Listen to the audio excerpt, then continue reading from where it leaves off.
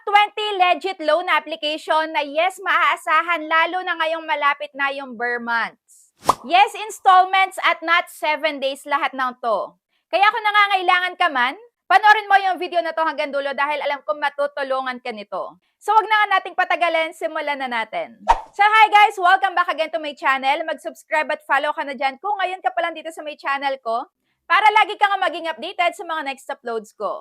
So yes, na-try ko na nga lahat ng to. Disclaimer, yung mga babanggitin ko dito is nasa sa inyo pa din yung 100% decision kung alin yung itatry nyo or hindi. Basta make sure lang na basahin nyo yung loan terms and agreements bago kayo mag-accept. At make sure na meron kayong pambayad pagka nakita nyo na yung due dates. So unahin na nga natin ang Maya Easy Credit. Yung pinapaloan nga dito ay up to 30,000 pesos. And ako currently may 14,500 na credit limit.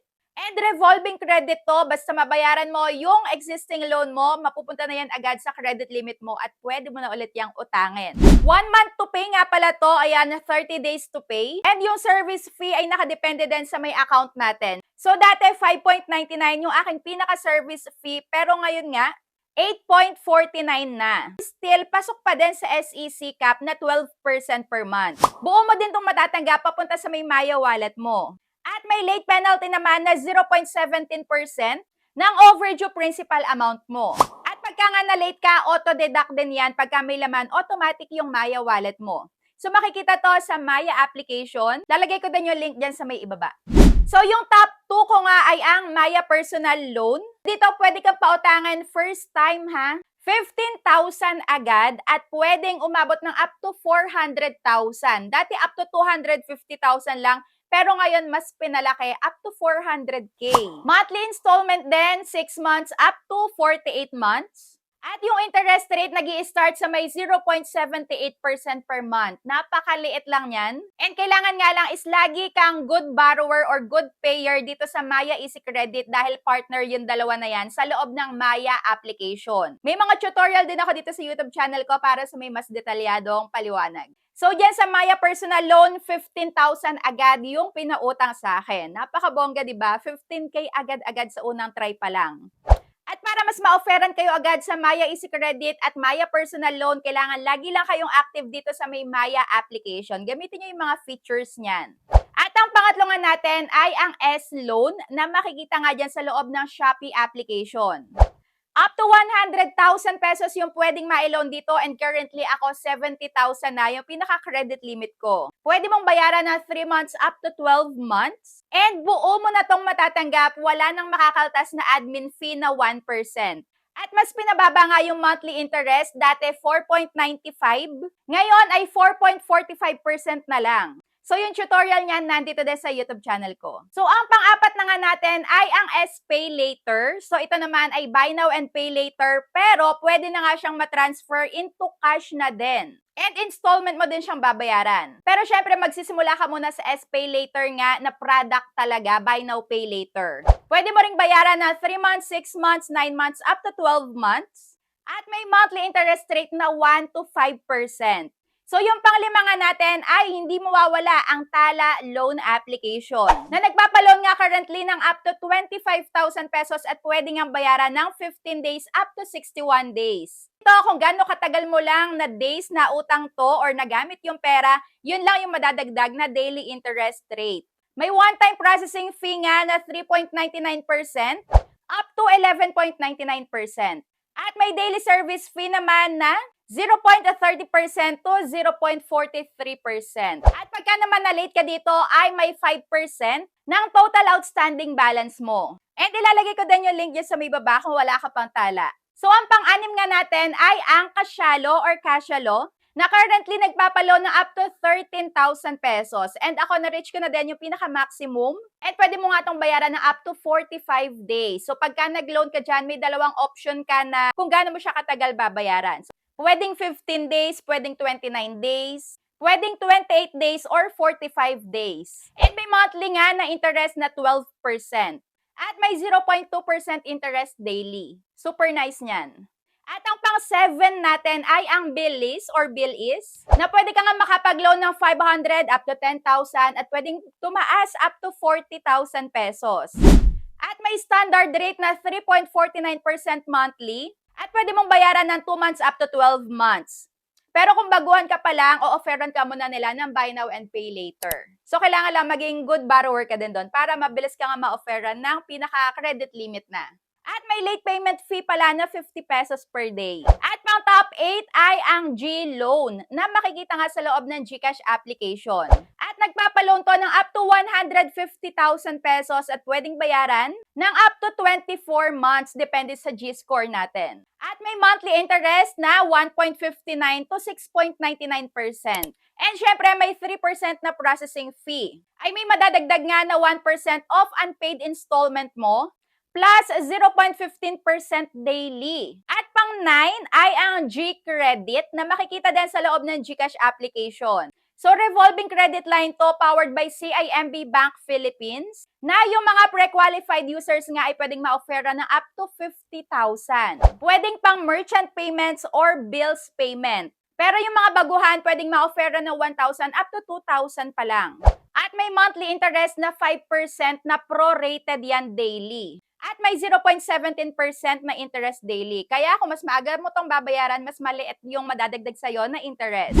And no processing fee din to, pero auto-deduct pagka nga na-late ka ng pagbabayad. So, ang pang-10 ay ang G-Gives na yes, makikita din sa loob ng GCash application. So, ito naman ay buy now and pay later na pwede kang ma-offera ng 1,000 up to 250,000. Pwede namang bayaran ng 3 months up to 24 months. At may monthly interest na 0 to 5.49%. At ito naman, depende din sa may G-score natin. So ito nga pala ginagamit bilang installment payment checkout. So option yan pag kami babayaran ka sa may TikTok, sa Shopee, or any physical stores. Pero may late payment fee nga na 1% ng total loan amount mo. Plus 0.15% nga din ng outstanding balance mo daily hanggang sa ma-fully paid mo na. At ang pang-11 ay ang Revi Credit na makikita nga sa loob ng CIMB Bank PH. Ayan, madadownload yan sa Play Store at sa App Store. Nandyan din yung tutorial sa YouTube channel ko. Pwede ka nga ditong ma-offera ng 10,000. Ayan, first try ko dito 10,000 agad. Up to 250,000. So, ito, 1 month to pay. 1 month to pay yung sa akin. At may interest rate na nag-i-start sa 1 to 3.5%. And dito, na-offeran nga ako agad dahil gumagamit nga ako ng G-Savings dun sa loob ng GCash app ko. Dahil partner nga din nila yung CIMB Bank. Check nyo din yung email nyo, baka may offer na din kayo kasi sila nag-email din sa akin. Kaya ayun, pwede na ako makapag-try. At dito, kailangan nga pala ng at least 10,000 pesos na gross monthly income. At ang pang-12 ay ang personal loan. Diyan nga sa loob ng CIMB Bank. So dito naman, nag-o-offer to ng 30,000 pesos agad-agad sa unang try pa lang. And yes, 30,000 agad yun natanggap ko sa kanila na unang offer and approve agad. Maximum na pwedeng ipaloan dito up to 1 million. O, di ba nakakatuwa? At pwede ring bayaran ng 12 months up to 60 months. At yung interest rate nag-i-start sa 0.83% to 1.95%. Pero sa may account ko nga, yung contractual rate ko na in-equivalent ko nga into monthly interest ay 2.75%. Not bad. Sobrang baba, di ba? Pero dito, kailangan meron ka munang at least 15,000 na gross monthly income. At pang 13 ay ang Lazada Fast Cash na makikita sa loob ng Lazada application. Pwede kang pautangin ng 500 up to 80,000 pesos. Monthly installment din na pwedeng bayaran ng 1 month up to 12 months. May interest na 4 to 6% per month. Depende din sa may account natin. At may service fee naman na 0.50%. Pero pagka na-late ka nga dito ng pagbabayad, merong madadagdag na 0.15 to 1% ng total overdue amount mo. So, pang 14, ang Lazada Pay Later na yes, makikita din sa loob ng Lazada application. So, ito, kagaya ng Shopee, ayan, meron siyang S-Pay Later, pero dito sa Lazada, meron ding Laz Pay Later. So, buy now and pay later nga din to, na pwede kang ma-offera ng 2,000 up to 50,000 pesos at pwedeng bayaran na 3 months up to 12 months. So ngayon nga yung lender sa my account ko is yung Pera 247. At yung interest, minsan nag-offer sila ng 0% pero up to 4.95%. Depende din sa account natin. So dito, walang grace period at may late payment fee na 0.019% daily. Pang 15, ang TikTok Pay Later na yes, buy now and pay later din na pwede ka ring pautangin ng up to 50,000 pesos. At monthly installment din na 3 months up to 12 months. At may monthly interest na 1 to 5% monthly. So check nyo na yung TikTok application nyo dahil doon makikita yan. I-update nyo lagi. At dito naman may grace period na 2 days. Pero sa ikatatlong araw, meron na ngang madadagdag na 5% of outstanding balance mo. At pang 16, ang TikTok Cash Loan na Trust Loan. Ayan, makikita din sa loob ng TikTok application. So ako nga sa account ko, yung makikita ko na dyan is Trust Loan katabi nung TikTok Pay Later. Pwede ka dyan pautangan ng up to 50,000 pesos and ako unang try 5,000 agad buong matatanggap. At may service fee to na 4 to 9% per month at may 12% na monthly interest rate. Pero pagka na-late ka dito, may 0.16% na madadagdag sa'yo per day. So ako sa account ko, pwede ko magbayad ng 1 to 6 months. Pang 17 ay ang Maribank na dating C-Bank na pwede ka nga pautangin ng 2,500 up to 100,000. At yung interest rate nag-i-start sa may 0.95 to 2.95% monthly. Ang liit, di ba? 3 to 12 months to pay din to. And para mas mabilis ka ma-offeran, gamitin mo din yung savings sa kanila. Yan, mag-deposit ka ng mag-deposit. Pero pagka na-late ka dito, may madadagdag na 0.17% na interest daily. So, pang 18, ang home credit na cash loan. So, yes, na-offeran na din ako dito ng cash loan. Kaso nga lang, hindi siya buong matatanggap dahil may 500 pesos na makakaltas. Unang try ko dito, 3,000 pesos, pero yung maximum ay up to 150,000. Pwedeng bayaran ng up to 48 months to pay, pero depende pa din to sa may account mo. At yung interest naman, nagra-range sa 1.5% to 5.49%. So para sa akin, maliit na din, pero ang malaki ay yung late payment fee. So dito, may 3 days na grace period ka naman, pero pag na-late ka, may madadagdag dyan na 400 pesos hanggang sa umabot ng 3,000 pesos. Huwag kayo dito magpapalate. So dito, ma-offeran ka muna ng product loan, pero pagka good payer ka sa product loan, ma-offeran ka na kagad ng cash loan. So 19 ay ang one hand na nagpapaloan nga ng up to 50,000 pesos at may interest na nag-i-start sa 0.025% to 0.49%. Pwedeng bayaran ng 91 days up to 180 days. Pero pagka good payer ka, pwedeng umabot ng up to 9 months. And meron din pala itong 12% na interest per month. Pero dito, yung lahat na sinasabi ko sa inyo, may mixed reviews dito sa may one hand. Merong good sila dito, pero meron ding hindi. At last but not the least, pang 20 ay ang Mega Peso.